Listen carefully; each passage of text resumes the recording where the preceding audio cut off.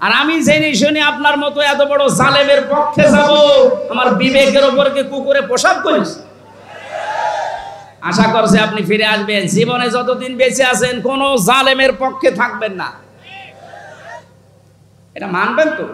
একেবারে উপর থেকে শুরু করে আমার ইউনিয়নের চেয়ারম্যান, আমার ইউনিয়ন বলা ঠিক হবে না, অন্য ইউনিয়ন, কারণ এটা রেকর্ড হচ্ছে, সমস্যা হবে।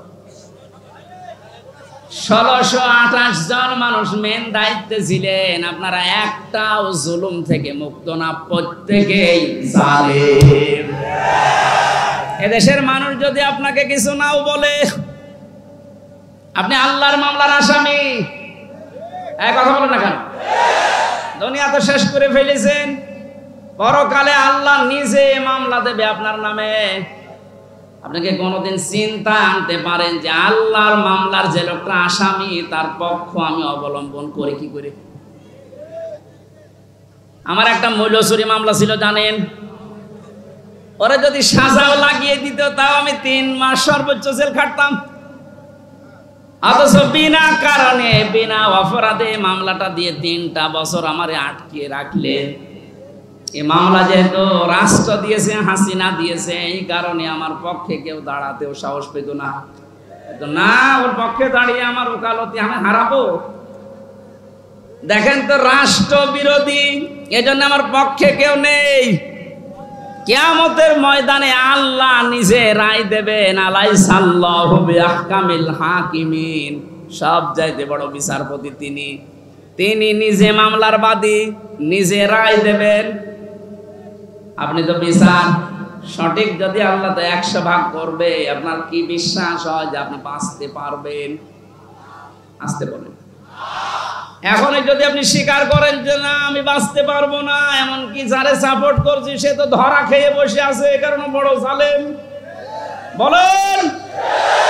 হাতে পায়ে ধরছে, আপনার সময় এখনো শেষ হয়ে যায়নি। জালেমেরা আর সাপোর্ট না করে ফিরে আসেন, এখনো ইসলামের দরজা খোলা আছে, আপনাকে বুকে নেওয়ার জন্য হাজারো মানুষ আছে।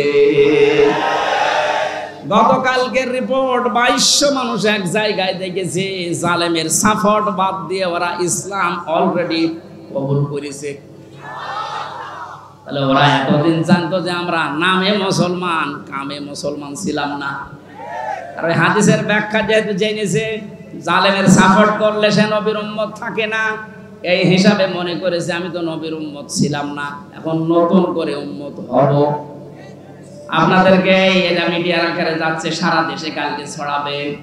জালেমদের দোসরা কদিন যারা ছিলেন, জুলুম অত্যাচারের সঙ্গে ছিলেন বিভিন্ন কায়দায়, আমার এই মামলার যে আয়ু থেকে শুরু করে একেবারে হাসিনা পর্যন্ত প্রত্যেকে জড়িত। কারণ বহু জায়গায় যাওয়ার পরে বলে না, হাত বাঁধা। কয়েকদিন আগে আমার মামলা ঢিসমিস করে দিয়েছে আদালত। আমার মামলাটা দেখার পরে বলছে, কি দেখে মামলা করব, কোনো মাল নেই। আমি আদালতে দাঁড়িয়েছিলাম, বলতে গেলাম যে মাননীয় আদালতে 3টা বছর আপনার কাছে তো মামলা ছিল, এতদিন তো আপনি বলেননি যে এর ভেতরে কোনো মাল ম্যাটারেস নেই, কি দেখে মামলা আজকে বলছেন? মানে আমার মনে হয় বলতো এই কথা যে কি করবো হুজুর, হাত বাঁধা ছিল, এক কথা বলছে না। আজ হাত খোলা পেয়েছি, এখন আর কোনো ভয় নেই, কোনো টান নেই, কোনো চিন্তাও নেই, যান খালাস। এখান থেকে আমি 2টা বিষয় বের করেছি, আমাকে খালাস দিল মানে আমি নির্দোষ। এক কথা বলো না, আমার মোবাইলটাও ফেরত দিয়েছে 3 বছর পর। এটা তন্ন তন্ন করে খুঁজেছে, যে মামলা দিয়েছিল তার সাথে কিছু পাওয়া যায় কিনা দেখি। দ্বিতীয় নম্বরে আমার বাড়ি, গ্রামের বাড়ি হালসা পর্যন্ত সব খোঁজ খবর নিয়েছে। খোঁজ খবর নিয়ে ভালোই হয়েছে, যে দেখেছে 14 বংশ আওয়ামী লীগ করে, ওইটাই কিছু পাইনি। এখন যেহেতু হাত খোলা, আপনি এখন রায় দিয়ে জানিয়ে দিলেন দুনিয়ার মানুষকে যে হামজার কোনো দোষ নেই, বিনা কারণে 3 বছর জেলে ছিল। তাহলে এখন আমার বিচারটা নেন। আমাকে 3টা বছর বিনা কারণে যারা কষ্ট দিলেন জেলের ভেতরে, যারা এর সাথে জড়িত একবার উপর থেকে মামলার আয়ু পর্যন্ত, প্রত্যেকে আমি 3 বছর জেলে দেখতে চাই।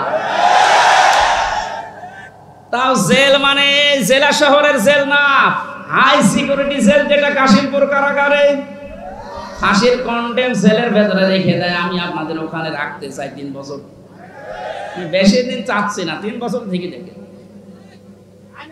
দ্বিতীয় নম্বরে আর একটা শিক্ষা বলি এ দেশের জন্য, এতদিন পর্যন্ত যারা মিথ্যা মামলা দিয়েছেন, সামনেও যারা দেওয়ার মতো অনেকে চিন্তা ভাবনা করছেন, এদেশে কোনো মামলা দেওয়ার পরে যদি দেখা যায় যে 2 বছর 3 বছর 5 বছর 10 বছর পরে বেকসুর খালাস, তার মানে তার কোনো দোষ পায়নি আদালত। কথা বলা দেখা, এরকম যদি কেউ নিরপরাধ খালাস পেয়ে যায়, যারা মামলা দিয়েছে, যারা সাক্ষী দিয়েছে, যারা এর সাথে জড়িত, প্রত্যেককে জরিমানা করা লাগবে। আমার কথার অর্থ বলছেন? আপনি বিনা কারণে কাজ করবেন কোন কারণে? মামলার বাদী যেহেতু রাষ্ট্র ছিল, এজন্য কেউ আমার পক্ষেও দাঁড়ায় না, রায় তো দূরের কথা। আল্লাহ নিজে মামলার বাদী, নিজে রায় দেবেন। আমাদের প্রভু এক নবীর উম্মত, জীবন বিধানে ওই শিবানী তোমরা, তবে কেন এক নও হে মুসলমান, এক হও করিয়া হুমান। আমাদের প্রভু এক নবীর উম্মত, জীবন বিধানে ওই শিবানী তোমার, তবে কেন এক নও হে মুসলমান, এক হও করিয়া হুমান। আলহামদুলিল্লাহ। আপনাদের কথা আর কি গুরুত্বপূর্ণ কারো বাকি আছে? 30 সেকেন্ড সময় দিলাম, নেন, খুব তাড়াতাড়ি কথা শেষ করেন, এরপর আমরা আরম্ভ করছি। এই একটু তাড়াতাড়ি বলেন, যত জোরে পারেন বলেন।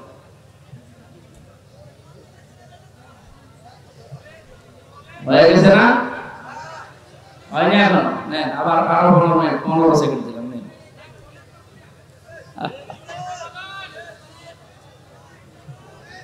বাংলাদেশের ঐতিহ্যবাহী জেলা কুষ্টিয়া, কি এগুলো দিয়েছেন ওপরে কি করতে, নাকি বৃষ্টি হচ্ছে?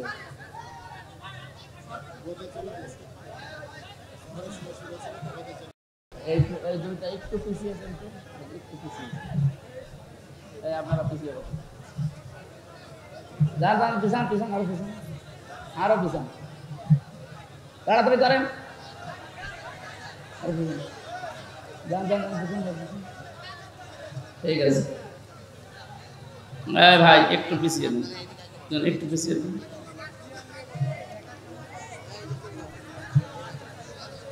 বৈষম্য বিরোধী ছাত্র আন্দোলনের শহীদদের মাগফিরাত কামনায়, আহতদের সুস্থতা কামনায়, মহাবিশ্বের মহাবিশ্বর আমাদের মালিকের মুখের পবিত্র বাণী কোরআনে কারীম তাফসীরুল কোরআন মাহফিল বাসগ্রাম বিশ্ববিদ্যালয় কলেজ ময়দানে এলাকাবাসী কর্তৃক আয়োজিত, ছাত্র সমাজ কর্তৃক প্রতিষ্ঠিত এ মহতী আয়োজনের সম্মানিত সভাপতি সাবেক চেয়ারম্যান বাগতি, বলেন আমিন। মাহফিলের প্রধান অতিথি শাইখুল মাশায়েখ, বাংলাদেশ জামাতে ইসলামী কুষ্টিয়া জেলা শাখার সম্মানিত আমির, বিশিষ্ট ইসলামী চিন্তাবিদ শিক্ষাবিদ অধ্যাপক মাওলানা আবুল হাশেম দামাত বারকাতুহুল আলিয়া, বিশেষ অতিথি বাংলাদেশ জামাতে ইসলামী কুষ্টিয়া জেলা শাখার সম্মানিত সেক্রেটারি অধ্যাপক সোজাউদ্দিন জোয়ারদার দামাত বারকাতুহুল আলিয়া। এই মাহফিলে উপস্থিত সম্মানিত ওলামা ইকরাম, সামনে বসা মুসলমান ভাইরা, পর্দার আড়ালের সম্মানিত মা এবং বোনেরা, প্রশাসনের ভাইরা, মনে হয় আর বলা লাগছে না,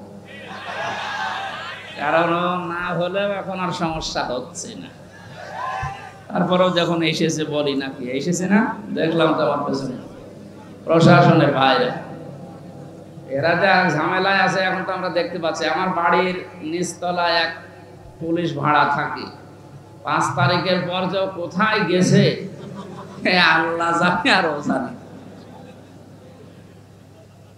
ধর্ম, জাতি, বর্ণ, ধর্ম নির্বিশেষে কোরআন শুনতে যারা এসেছেন, এটা এখন ইবাদত চলছে। এটা কি বলেন তো? ইবাদতে তো একটু কথা বলা যায়। নামাজ একটা ইবাদত না? বলেন না কেন? এই ফ্যান কয়েকটা আছে, গুনে নেওয়া যায়। নামাজের ভেতরে দিকে তাকানো যায়। নামাজ যেমন ইবাদত মনে করছেন, এখানে 1 ঘন্টা ব্যয় করা এটা পুরোটা ইবাদত। কথা বুঝতেছে? এই ইবাদতটা আমরা অনেকে বুঝি না। এখানে যে ইবাদত চলছে এটা মানেন তো? মানেন আপনারা? ইবাদত যেভাবে করা লাগে, কষ্ট হলেও ওইভাবে থাকবেন। দাঁড়িয়ে আছেন থাকেন, বসে আছেন ওখানে বসেন। 1 ঘন্টা আমরা কোরআনে কারিমের, আপনি লিখে দিলেন তাফসিরুল কোরআন মাহফিল, তাফসির আকারে কথা বলার চেষ্টা চালাবো ইনশাআল্লাহ। যিনি আমাদেরকে এই দিনের বেলায় হাজারো কাজ ছিল সব বাদ দিয়ে কোরআনে কারিম বোঝার জন্য সময় বের করে দিলেন, আলহামদুলিল্লাহ। তিরমিজি শরীফের হাদিস, নবীজি বলেন, মসজিদে নববীতে প্রবেশ করে দেখি বামে কিছু মানুষ আল্লাহর জিকির করছে, ডান দিকে তাকালাম দেখলাম কিছু মানুষ আল্লাহর কোরআনে কারিম নিয়ে আলোচনা করছে। নবীজি বললেন 2টা দল ভালো কাজে আছে, তবে সবচাইতে উত্তম কাজে আছে আল্লাহর কাছে তারা যারা কোরআনে কারিম নিয়ে ব্যস্ত আছে। এই মুহূর্তে আমার মালিক আমাকে নির্দেশ দিয়েছেন আমি যেন কোরআনে কারিমের এই জায়গায় শ্রোতা হিসাবে বসে তাদের আলোচনায় লিপ্ত হই। কুষ্টিয়াবাসী, আপনি খেয়াল করলেন কি বললাম? মুহাম্মাদুর রাসূলুল্লাহ সাল্লাল্লাহু আলাইহি ওয়াসাল্লাম উনি যদি এখন জীবিত থাকতেন আর এই কুষ্টিয়ার এই জেলার উপর দিয়ে হেঁটে যেতেন, এ বাঁশগ্রাম কলেজ ময়দানে কোরআনের আলোচনায় তিনিও শ্রোতা হয়ে আমাদের সাথে বসে পড়তেন।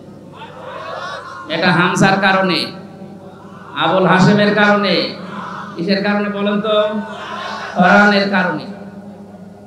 যে জায়গায় নবী বসতেন ওই জায়গায় আমি আপনি এখন বসে আছি। কত দামি জায়গা এটা! আরেকবার বলেন আলহামদুলিল্লাহ। আল্লাহ রাব্বুল আলামিন বলেন, লাইন শাকারতুম লাযিদান্নাকুম ওয়া লাইন কাফারতুম ইন্না আযাবি লাশাদীদ। আমি গতানুগতিক কথা বলি তো, যেটা বলছি বাস্তবের সাথে মিলাবে। সূরা ইব্রাহিমের 7 নম্বর আয়াতের শেষের দিকে আছে, 13 নম্বর পড়ার 15 নম্বর পৃষ্ঠার 5 নম্বর লাইনে আছে। আল্লাহ পাক বলেন, নবী শুকরিয়া যদি আদায় করেন আমি নিয়ামতকে জীবনে বাড়িয়ে দেব, শুধু বাড়িয়ে দেব। এতটুকু কথা আল্লাহ বলে শেষ করে দিতে পারতেন। লামে তাকিদ নুনে সাকিলা, সুপারলেটিভ ডিগ্রি দিয়েছেন আল্লাহ। আল্লাহ এত বড় গ্যারান্টি শব্দ দিলেন যে অবশ্যই আমি আল্লাহ বাড়িয়ে দেব যদি নিয়ামতের শুকরিয়া আদায় করো। জন্মের পর থেকে বাক্যটা আমরা শুনছি, আল্লাহর এই আয়াতটা।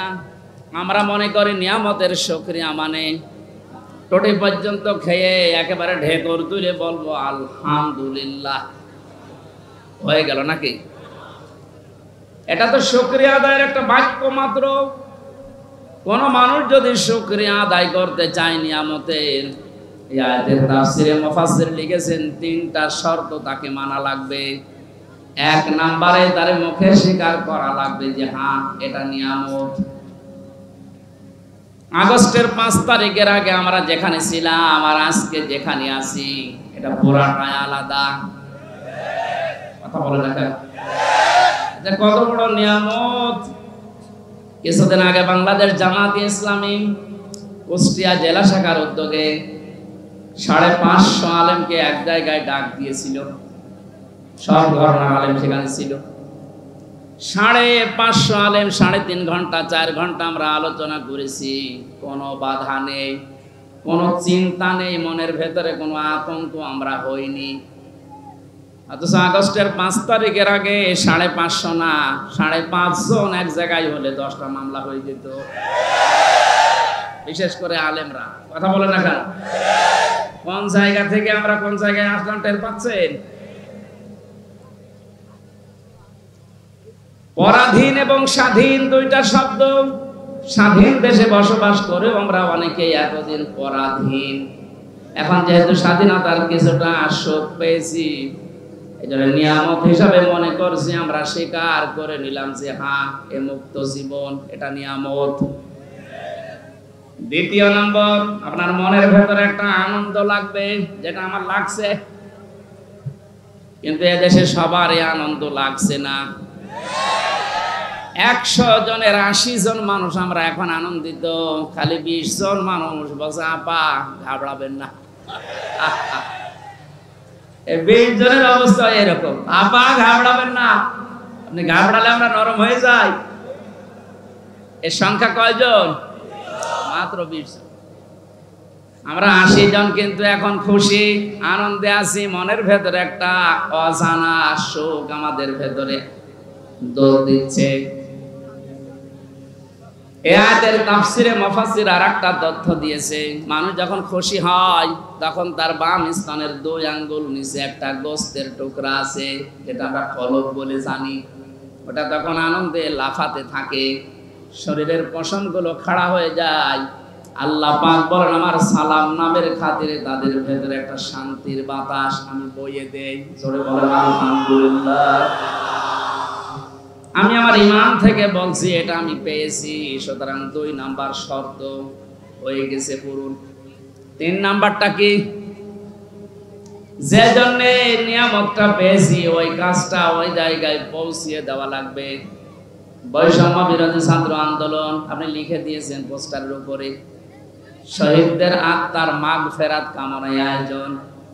ওরা যে 9টা দাবি নিয়ে 1000-এর উপরে দেশে জীবন দিয়ে গেল, যে উদ্দেশ্য নিয়ে জীবন দিয়েছে, ওই উদ্দেশ্যকে পূর্ণতায় পৌঁছাতে হলে আল্লাহর এই কালাম লাগবে। মান ক্বালা বিহি সাদাকা, যারা কোরআন দিয়ে কথা বলে এরা সত্য কথা বলে। আমান হাকামা বিহি আদালা, কোরআন দিয়ে যারা বিচার করে নবীজি বলেন এরাই ন্যায় বিচার কায়েম করতে পারে। 53 বছর কোরআনে কারিমের বিচার এদেশে এখনো পর্যন্ত আমরা দেখিনি। এই জন্য ন্যায় বিচার শুধু নামে শুনেছি, পাইনি। বিশেষ করে 16 বছরে কত মানুষ আমাদের সামনে এ বক্তব্য বহুবার দিয়েছে যে আমরা ন্যায় বিচার কায়েম করতে পেরেছি। এটা ডাহা মিথ্যা কথা। ন্যায় বিচার কায়েম করা সম্ভব তখন যখন কোরআনে কারীম এদেশের সংসদে চলবে। আর এটা তো সারাবে ধীরেন্দ্রনাথ দত্ত। এরকম মানুষ জীবনেও কোরআনে কারীমকে ওই জায়গায় নিতে চাইবে না। তার প্রমাণ সরঞ্জিত সেনগুপ্ত। এরকমটা সংসদেই বলেছিল কোরআনের আইন এটা বর্বর আইন। কোন আয়াতের প্রেক্ষিতে? সূরা মায়েদার 38 নম্বর আয়াত যখন সংসদে কে যেন বলেছিল, ওই সময় দেখলাম রিয়েক্ট করেছে, আস-সারিকু ওয়াস-সারিকাতু ফাকতাউ আইদিয়াহুমা জাযাম বিমা কাসাবা নাকালাম মিনাল্লাহ। ইলা আখিরি আয়াত। আল্লাহ পাক বলেন, চোর পুরুষ হোক আর নারী হোক, সাক্ষ্য প্রমাণে যদি ধরা পড়ে তাহলে তার হাত কেটে দাও। এটা দুনিয়ার শাস্তি। এই লোকটা এই আয়াতকে বর্বর আইন বলেছিল, কারণ হচ্ছে তার ওই যে কালো বিড়াল পাবার পরও বলেছিল না, হবে না। প্রমাণ করার জন্য তদন্ত কমিটি গঠন করে, প্রমাণ হয়েছে, হাতে নাতে ধরা পড়ার পরেও আবার কিসের দুর্নীতি দমন কমিশনের হাতে দেওয়া লাগবে, কিসের তদন্ত কমিটি গঠন করা লাগবে। জেনেছিল যে না, এই আইন যদি বাংলার সংসদে একবার কায়েম হয়ে যায়, আমি গুপ্তর হাত থাকবে না। এজন্য গুপ্ত মার্কা যারা, তারা কোনোদিন চাইনি এই দেশে কোরআনের এই আইনটা সংসদে যাক। এটাকে বর্বর আইন বলে তারা, যাদের হাত থাকার কথা না। কথা বলেন না। এই জন্য যতদিন পর্যন্ত কোরআনে কারিমের এই নিয়ম নীতিগুলো সংসদে নিয়ে যেতে না পারবেন, ততদিন শুধু ন্যায় বিচার মুখে শুনবেন, বাস্তবে পাবেন না। আমরা চাই কোরআনের আইনগুলো 56,000 বর্গ মাইলের দেশে 100 ভাগ চালু হোক, আর ন্যায় বিচার কারে বলে আল্লাহ যেটা গ্যারান্টি দিয়েছে ওটা যেন আমরা দেখতে পাই। কথা বলেন ঠিক কিনা? কুষ্টিয়াবাসী নরম ভাষায় একটা কথা বলছি, 53 বছর তো আমরা অনেকে অনেক কিছু দেখলাম, রাজনীতি মনে না করে বাস্তবতার সাথে একটু মিলান তো। বাবা চালিয়েছিল এ দেশটা অনেক দিন, আমরা দেখেছি দুর্ভিক্ষ পর্যন্ত এসেছিল, আমি দেখি নাই, মুরব্বীরা দেখেছি। স্বামী চালিয়েছিল অনেকের, চালায়নি? এক কথা বলেন না কেন? চাচাও চালিয়েছে 9 বছর, যেভাবেই হোক। ভাবি চালিয়েছিল, আরে 15 বছর তো বউ চালিয়েছে। সবারটাই দেখা শেষ, কাঙ্ক্ষিত মানুষ শান্তি কারে বলে দেখা তো দূরের কথা, শুনতেও পেলাম না। এখন শুধু দেখতে বাকি আছে আল্লাহর এই কোরআন দিয়ে দেশ চললে কেমন দেখা যায়। শুধু ঠিক আর চিল্লানো না, এইটা দিয়ে বাংলাদেশ চলবে, এটা কারা চান দেখি?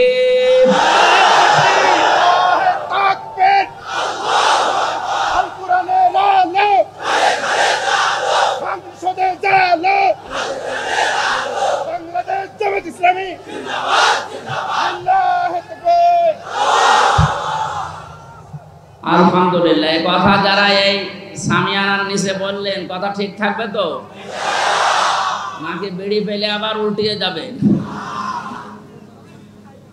মানিত্তাবাল হুদা বিগাইরিল কোরআন আদাল্লাহুল্লাহ, তিরমিজি শরীফের হাদিস। নবীজি বলেছেন, কোরআন যদি কাউকে পরিবর্তন করতে না পারে, আর কোরআন বাদ দিয়ে পৃথিবীর কোন জায়গায় যদি কেউ ভালো হওয়ার নিয়ত নিয়েও যায়, আল্লাহ নিজে তাকে দায়িত্ব নিয়ে গোমরা বানিয়ে দেয়। এই জেলাকে বহু ভালোবাসি, আমার মাতৃভূমি এই জেলা কুষ্টিয়া। খুব ভালো করে শোনেন কুষ্টিয়ার মানুষেরা, কোরআন যেখানে নেই ওখানে গেলে আপনাকে খারাপ বানাবে। হামজা বলেন, আদাল্লাহুল্লাহ, আদাল্লাহ ইউদিল্লু, বাবে ইফআল থেকে এসেছে। যদি নবী দল্লা ইয়াদিল্লু দিতেন তাহলে বাংলা অর্থ দাঁড়াতো যে আপনি নিজেই নিজেকে খারাপ বানিয়ে ফেলেছেন। বাবে ইফআল থেকে আসার কারণে শব্দের অর্থ দাঁড়িয়েছে আপনার হয়তো নিয়ত ভালো ছিল, এমন এমন জায়গায় গেছেন যেখানে কোরআন ছিল না, নিয়ত ভালো থাকার পরও কোরআন না থাকার কারণে আল্লাহ নিজে দায়িত্ব নিয়ে আপনাকে আরো খারাপ বানিয়ে দেবে। এর বাস্তব প্রমাণ কুষ্টিয়ার লালনের বাজার। হাজারো মানুষ বিভিন্ন জেলা থেকে আসে, এই জেলা থেকেও যায়, কি খারাপ নিয়তে যায় না। আপনি পড়ে গেলাম লালমনিরহাট, নীলফামারী যারা আছে, বউ ছেলে মেয়ে বেটার বউ সব নিয়ে, কারো নিয়ত খারাপ না। জায়গা পাচ্ছে না, গরিব মানুষ বাঁশের মাথায় উঠে আসতেছে, কেন? আল্লাহর ওলি এখানে শুয়ে আছে। অথচ বাস্তবতা কি? এখানে কোরআনের নিয়ম নীতি চলে, যত শিরিক সব চলছে। এমনকি আমার যতটুকু বাস্তব দেখা, সারা দেশে কুড়িয়ে আপনি সেই কয় মন গাঁজা না পাবেন, এ মাজারে তার চাইতে বেশি গাঁজা পাওয়া যায়। পুলিশ পাহারা দিয়ে আরো গাঁজা খাওয়ায়, খান। এই হচ্ছে আল্লাহর ওলির অবস্থা। এখানে কোরআনের কোনো নিয়ম নীতি নেই। সুতরাং আমরা দেখতে পাচ্ছি কি, মানুষ ভালো হওয়ার নিয়তে আসার পরও আগে বিড়ি খাইতো না, এখন বিড়ি খায়। আগে গাঁজা খেত না, এখন গাঁজা খায়। ওকে ভালো হয়েছে না খারাপ হয়েছে? ওকে খারাপ বানিয়েছে হামজা। কে বলেন? এ কথাটাই হাদিসটা 100 ভাগ মানেন তো? হেদায়েত দেওয়ার একচ্ছত্র মালিকানা যেহেতু আল্লাহ, আর উনি জানিয়েছেন আদাল্লাহুল্লাহ, আমি নিজে তোকে খারাপ বানাবো। কুষ্টিয়াবাসী, আমরা কোরআনের এই চোখ, হাদিসের চোখ লাগিয়ে দেখতে পাচ্ছি। আজকে আপনাকে সতর্ক করার জন্য এসেছি। খুব ভালোভাবে খেয়াল করেন, কোরআন যেখানে নেই ওখানে গেলে আপনি নিজে খারাপ হবেন না, আপনাকে খারাপ বানানো হবে। আর এর কর্তা হবেন কে? বলেন। সুতরাং এটা বিশ্বাস যদি 100 ভাগ করে থাকেন, সিদ্ধান্ত নেওয়া যায় না যে কোরআন যেখানে নেই ওখানে আমি যাব না। বলেন। আরো নিচে নামবো? ঠিক আছে, নামলাম। আজকে থেকে আর একটা সিদ্ধান্ত নিয়ে কোরআনের মাহফিল থেকে বিদায় নেওয়া লাগবে। এই বাংলাদেশে যত রাজনৈতিক দল আছে, যে দলে কোরআন নেই, কোরআনের কর্মসূচি নেই, ওই দলের প্রতিষ্ঠাতা আমার বাবা হলেও আমি ওখানে নেই। এটা ঠিক রাখবেন কারা দেখি? লিল্লাহে তাকবীর। এই আন্দাজ হাত তুলবেন না, দেখেন তো হাত তোলেনি কে, দেখেন তো।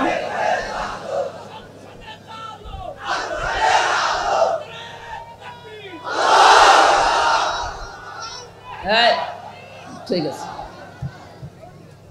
যাক ওয়াজ তো হয়ে গেছে, এবার মোনাজাত করে দিই। আর কি ওয়াজ করব? এর উপরে আর কোনো ওয়াজ আছে?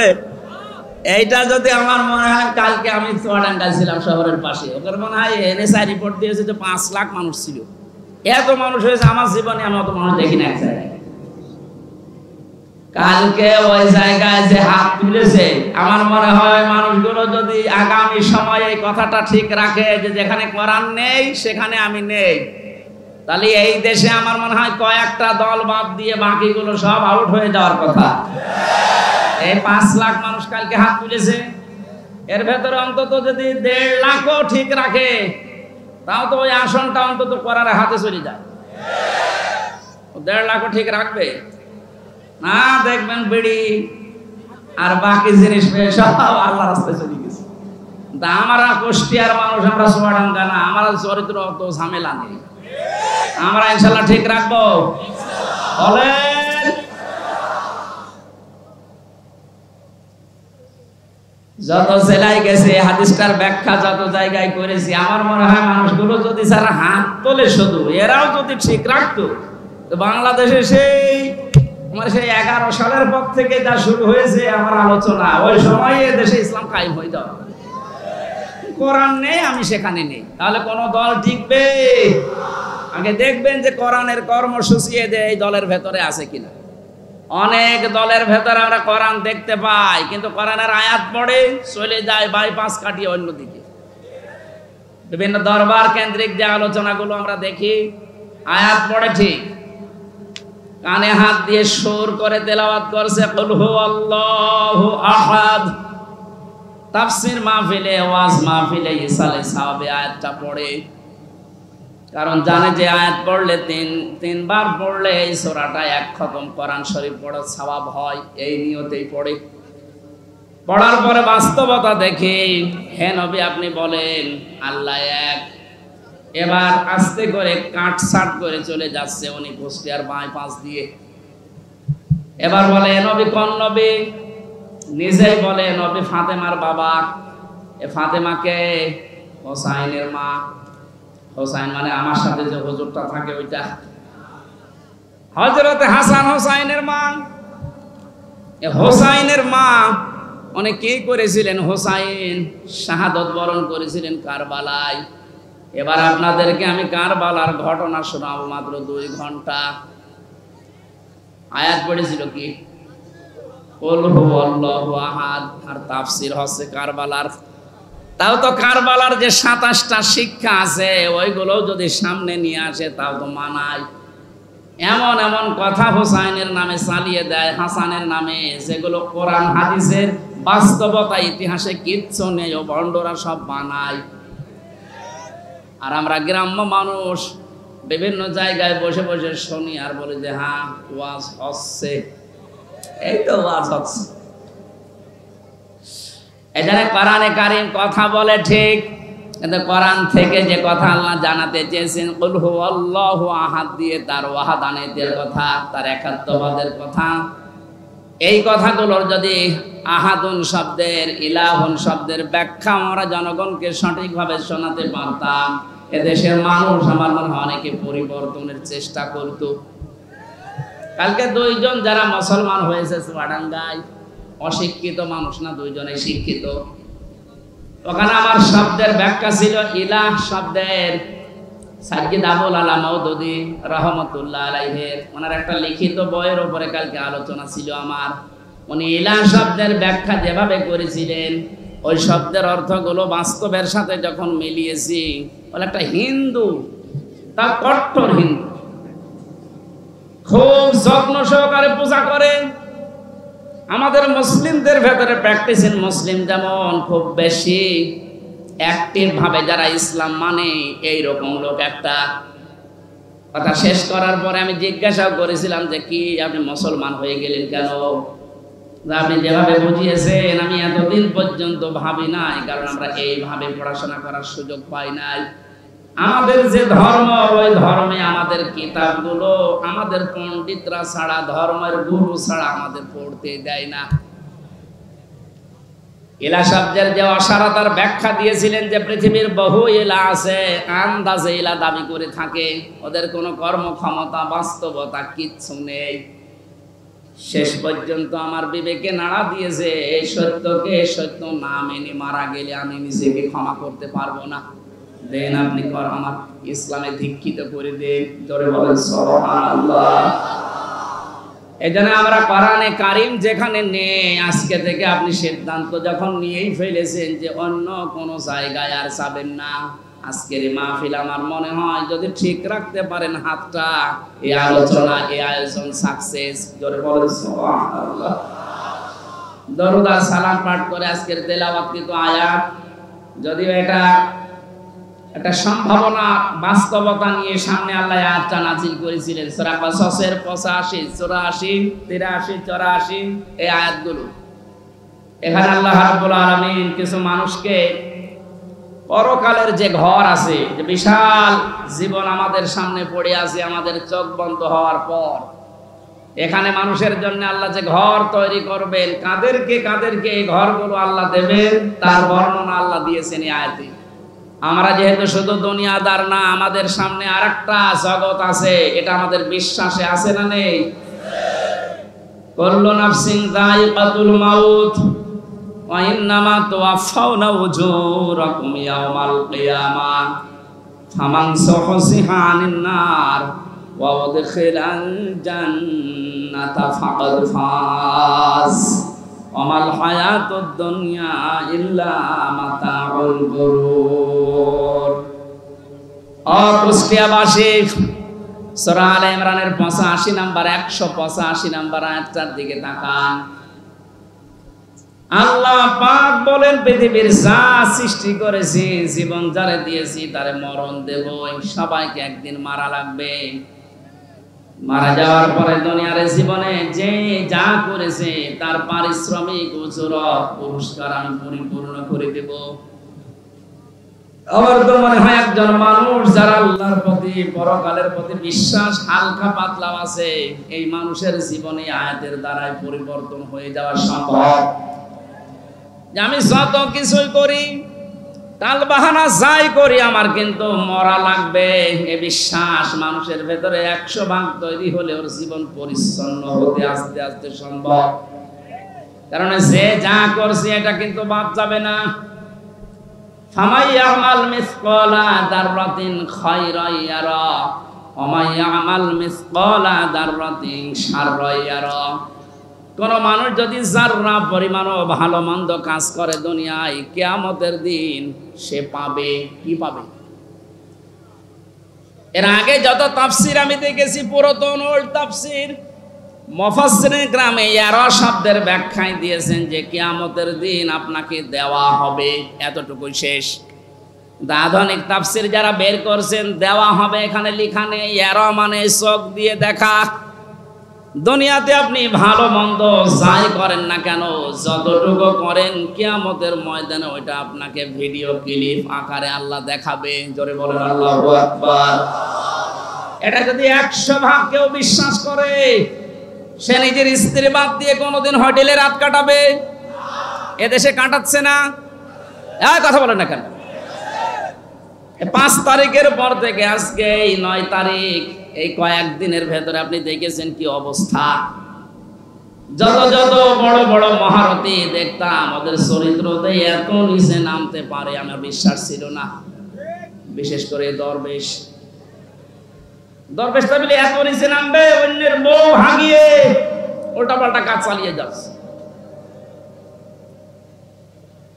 দাড়ি কেটে নম হয়ে গেছে, তাহলে বোঝা যাচ্ছে ওরা দাড়ি এটা আসল দাড়ি না, জনগণকে ধোঁকা দিয়ে বোকা বানিয়ে টাকা পয়সা আত্মসাৎ করার দাড়ি এটা। অনেকে বিভিন্ন এরকম মেকি কাজ করে, আমি দেখেছি। কুষ্টিয়ানা হালসায় যেন ওই যে 12 সাল 11 সালের দিকে এক দোকানে তেল নিচ্ছে এক লোক, দেখলাম বারবার তেলে মাপে কম দেয়।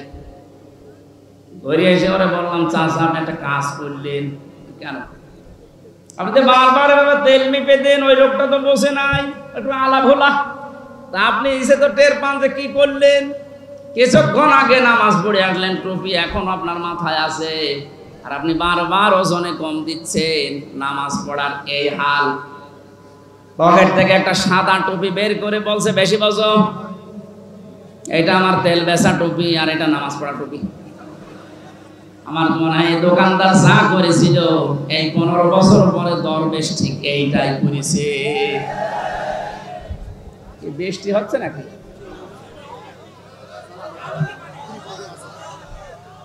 এখানে তিনি বলতে থাকলে হবে, বাকিগুলো বেচবে। সুবহানাল্লাহ আলহামদুলিল্লাহ লা ইলাহা ইল্লাল্লাহ। এই কিছু মানুষ বাড়ি চলে যান, যারা ভেজে যাচ্ছেন বাড়ি চলে যান। এর ভেতরে যারা আছে অন্তত পানিতে ভিজবে না তারা থাকেন, বাকিগুলো বাড়ি চলে যান। কালকে ইউটিউব থেকে নামিয়ে নেবেন, যান বাড়ি চলে যান।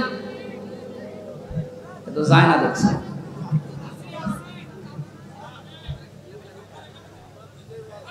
এজন্য এই আয়াতটা আমাদের প্র্যাকটিক্যাল লাইফে সেট করা দরকার। এখন থেকেই এমন এমন কাজে আঞ্জাম দেওয়া দরকার, চোখ বন্ধ হওয়ার পরে যেন ওটা দেখে আমার জীবনে আনন্দ লাগে। কথা বলেন ঠিক কিনা? ফামান যুহজিহা আনিন নার ওয়া উদখিলাল জান্নাতা ফাকাদ ফাজ। আল্লাহ তাআলা বলেন, ওই মানুষটার জীবন তো সফল যাকে আল্লাহ জাহান্নামের কাজগুলো থেকে আস্তে আস্তে মাইনাস করে জান্নাতের কাজের দিকে এগিয়ে দেয়। আসল সফলতা আয়াত যেটা বলছে, আপনি যখন জাহান্নামের কাজগুলো, অন্যায় কাজগুলো আস্তে আস্তে ছেড়ে দিতে পারবেন, জান্নাতে যাওয়ার জন্য যে কাজগুলো দরকার ওই কাজের দিকে আস্তে আস্তে এগিয়ে যেতে পারবেন, আপনি বিশ্বাস করতে পারেন ওই সময় যে আল্লাহ আপনার জীবন সফল করার জন্য নিয়ে যাচ্ছে। আমার হায়াতুদ দুনিয়া ইল্লা মাতাউল গুরুর। পৃথিবীর জমিনটাকে আল্লাহ ধোঁকার সাথে তুলনা দিয়েছেন। এ পৃথিবীর যত মহামহব্বত, যত ভালোবাসা আদরের জিনিস হোক, আল্লাহর ভাষায় সবগুলো ধোঁকা। এজন্য যারা ধোঁকা দিচ্ছে এদের থেকে আমাদেরকে সতর্ক থাকা লাগবে। আল্লাহ আমাকে সহ প্রত্যেককে আজটাকে বাস্তবে সেট করার তৌফিক দিন, বলেন আমিন। কিন্তু বিশাল জগৎ একটা সামনে, ওই জগৎ সম্পর্কে আল্লাহ একটু তুলনা দিয়েছেন। তিলকাদ্দারুল আখিরাতু নাজআলুহা লিল্লাযীনা লা ইউরিদুনা উলুওয়ান ফিল আরদি ওয়ালা ফাসাদা। আখিরাতের যে বিশাল জীবন তাদের সামনে পড়ে আছে, আমি আল্লাহ ওই জীবনে ঘর তৈরি করি তাদের জন্য। নাজআলুহা লিল্লাযীনা লা ইউরিদুনা উলুওয়া, দুনিয়া যারা উলু প্রকাশ করে না। উলু মানে, উলু শব্দের শাব্দিক অর্থ হচ্ছে কি? হনরে, হনুমান হয়ে গেছে। যেটা বাস্তবতায় 16 বছর আমরা দেখেছি, অনেকের পা মাটিতে পড়তো না, কি হনরে, এই কথা বলে না। সুতরাং উলু যারা প্রকাশ করেছিলেন এতদিন তাদের জীবন শেষ, তার দুনিয়াও শেষ, আখিরাতও শেষ। দুনিয়া শেষ হয়ে যায়, তার বাস্তব প্রমাণ এই কয়দিনে দেখতে পাচ্ছেন না। কত নিচে নামালে আল্লাহ এত অপমান করে মানুষকে। সুতরাং আমরা যারা এখন আছি আয়াত থেকে শিক্ষা নেব, দুনিয়ার কোন জায়গায় যেন আমরা অহংকার প্রকাশ না করি, সে যে বিষয় হোক, সে বংশের অহংকার, পোশাকের অহংকার, এলমের অহংকার, রাজনীতির অহংকার, পৃথিবীর জীবনে যত দিক আর বিভাগ আছে, কোন জায়গায় যেন আমি অহংকার প্রকাশ না করি। এটা মানা যাবে তো ইনশাআল্লাহ? যারা করেছিল তাদের সব আল্লাহ শেষ করে দিয়েছে। আখিরাতের ঘর তাদের জন্য নেই। সামনে যদি এরকম কেউ আসে, তারা যেন এটা থেকে শিক্ষা নেয়। উলুবান ফিল আরদি, জমিনে যারা অহংকার করে, উলু করে, মানুষগুলোকে আল্লাহ আখিরাতের ঘর থেকে বঞ্চিত করে দেয়। বলেন নাউজুবিল্লাহ। যারা করেছিল তাদের থেকে যদি আপনি এখান থেকে শিক্ষা নিতে না পারেন, আপনাকে শয়তান কিন্তু পেঁচিয়ে ধরবে, জড়িয়ে ধরবে, অ্যাক্টিভ ভাবে আবার নিয়ে আসার চেষ্টা চালাবে। এটা আমাদের উচিত হচ্ছে আমরা দুনিয়াতে যাই কয়দিন আছি আমরা উলু প্রকাশ করব না ইনশাআল্লাহ। ওয়ালা ফাসাদা, আল্লাহ বলেন 2 নম্বরে মানুষগুলো দুনিয়ার জীবনে বিশৃঙ্খলা সৃষ্টির চেষ্টা চালাবে না। এই আয়াতটা বাস্তবে আজ মিলালাম। আগস্টের 5 তারিখ থেকে আজকের এই সেপ্টেম্বরের 9 তারিখ পর্যন্ত প্রায় 11টা বিশৃঙ্খলা তৈরির জন্য অনেকেই চেষ্টা চালিয়েছে, এখনো চলছে। যারা এগুলো করেছিলেন আপনারা থামবেন, আর কেউ যদি চেষ্টা চালান সামনে, আপনি ওখানে এখনই থামেন। দুনিয়া তো জীবন শেষ করে ফেললেন, আখিরাতের ঘর আপনি হারিয়ে ফেললেন। আপনার জন্য আমাদের আফসোস হয়। আমি সেদিন সেলাইদা বাজার মাঠ না কোন জায়গায় যেন বলেছিলাম, অনেকে বলছে হুজুর ওদের মাফ করে দেন না, মাফ নাই আমি করে দিলাম। কিন্তু আল্লাহ রাব্বুল আলামিনের কোরআনে কারীম জানিয়েছে যারা জুলুম করেছেন পৃথিবীতে মানুষের উপরে, তারা কিন্তু হামজার মামলার আসামি না, তারা আল্লাহর মামলার আসামি। সূরা শুরার 42 নম্বর আয়াত প্রথম অংশ, 25 নম্বর পারার 6 নম্বর পৃষ্ঠার 12-13 নম্বর লাইনে আছে, ইন্নামাস সাবিলু আলাল্লাযিনা ইয়াযলিমুনান নাস। অবশ্যই যারা মানুষ হয়ে মানুষের উপরে জুলুম করছে, করবে, এটা মোজারে, বর্তমান, ভবিষ্যৎ, প্রেজেন্ট, ফিউচার। এখন যারা জুলুম করছেন, 5 তারিখের পর থেকে জালেম বিদায় হওয়ার পরেও আমরা দেখলাম অনেকেই আবেগে বা নির্যাতনের শিকার হয়েছিলেন, এই কন্ট্রোল না করতে পেরে জুলুমের খাতায় নাম লিখিয়েছেন। এটা আপনি ঠিক করেননি, থামেন। ওরা জালেম হয়ে দুনিয়া আখিরাত সব নষ্ট করে ফেললো। আপনিও যদি ওদের পথ অবলম্বন করে নিজের দুনিয়া আখিরাত ধ্বংস করে ফেলেন, ওদের ভেতরে আমাদের ভেতরে পার্থক্য থাকলো কি বলেন? আমাদের উচিত হবে আমরা যেন কোনো মানুষের উপরে জুলুম না করি, কারণ জুলুম যে করে এটা এত ঘৃণিত শব্দ। আল্লাহ বলেন আমি নিজে তার নামে মামলা দায়ের করব। ব্যারিস্টার আরমান এবং আমান আজমি ভাই সহ যত মানুষ এখন আস্তে আস্তে জুলুমের শিকার থেকে বের হচ্ছে, এদের যে বর্ণনাগুলো, এই বর্ণনা শুনলেই বোঝা যাচ্ছে তাদের উপরে জুলুম হয়নি। আস্তে বলেন।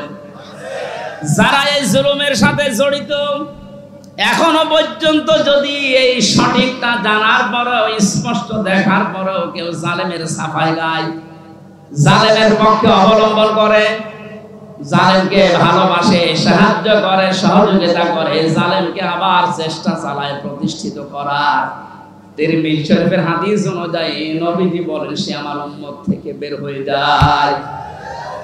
এই জন্য আমরা যেন এরকম কিছু না করি, যেন উম্মতি আমি থাকতে পারি না, দুনিয়া আমার শেষ, আখিরাতেও যেন ধ্বংস হয়ে না যায়।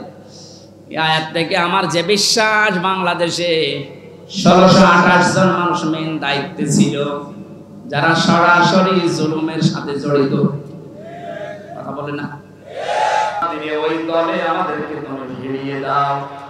মাহফিলের আয়োজনে যারা শ্রম দিয়েছে, আমার জাফর ভাই সহ যত মানুষ কোরআনের জন্য এত কষ্ট সহ্য করেছে, এদেরকে তুমি ওমরের মতো হেদায়েত দিয়ে দাও। সম্মানিত মা বোনদেরকে আয়েশার মতো, খাদিজার মতো, ফাতিমার মতো বানিয়ে দাও। আমার প্রাণ প্রিয় জেলা এই কুষ্টিয়া, আল্লাহ তাআলা যে শয়তানগুলোর কারণে কোরআনের কথাগুলো জেলাতে বলতে পারতাম না, তারা সব পালিয়েছে। দোয়া করছি কিয়ামতের আগে এই জেলার দায়িত্বে যেন কোনো জালিম আর আসতে না পারে।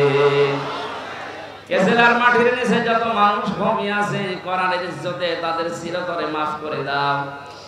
এই মাহফিলের বাস্তবায়ন কমিটিতে যারা আছে, যে উদ্যোগে মাহফিল